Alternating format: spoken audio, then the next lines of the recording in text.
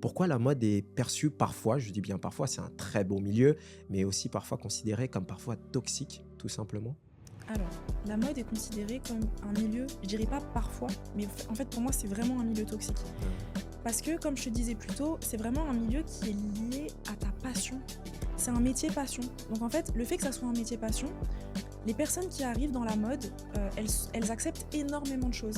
Et les managers qui vont manager des jeunes qui arrivent dans la mode, ils sont en roue libre. Ils sont prêts à te dire tu vas travailler le week-end, tu vas finir à 22 heures et c'est comme ça, c'est pas autrement. Si t'es pas content, il y en a 10 autres qui aimeraient avoir ta place.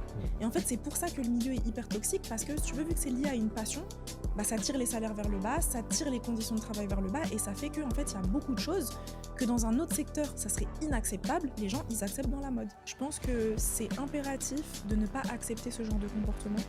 Moi, je sais que par exemple, pendant mon processus de développement de carrière, j'avais fait un stage dans une maison que je vais pas citer, et d'ailleurs je mets jamais en avant cette maison, qui devait être un stage de 6 mois. En fait, au bout de 2 mois, j'ai quitté.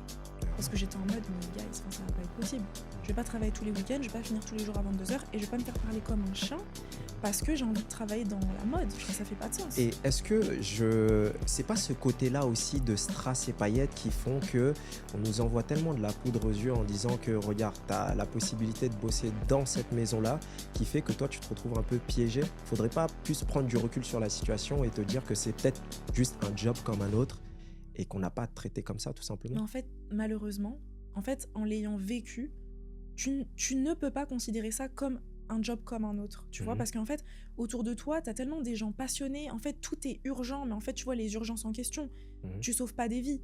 Mais c'est en mode, mais en fait là non, il y a Beyoncé qui est là, il faut absolument la pièce pour elle, il faut ce tissu, il faut ci, il faut ça, et c'est maintenant. Tu vois, en gros, t'es tellement sous pression tout le temps, Mhm. et c'est compliqué si tu veux d'arriver et d'imposer ta vision. Parce que si t'imposes ta vision, bah en fait c'est juste thank you next. T'es Ouais. pas content, c'est thank you next. Et le truc c'est que ce que je tiens à souligner, c'est que ce côté toxique, il est pas partout.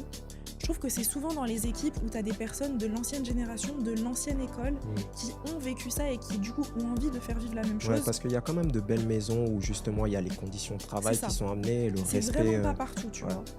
Et pour le coup, ça dépend aussi beaucoup des managers, ça dépend beaucoup des équipes. Et tu vois, par exemple, moi, en tant que manageuse, jamais je fais vivre ça à des personnes. Mhm. Le travail, il faut qu'il soit fait, il faut que ça soit carré.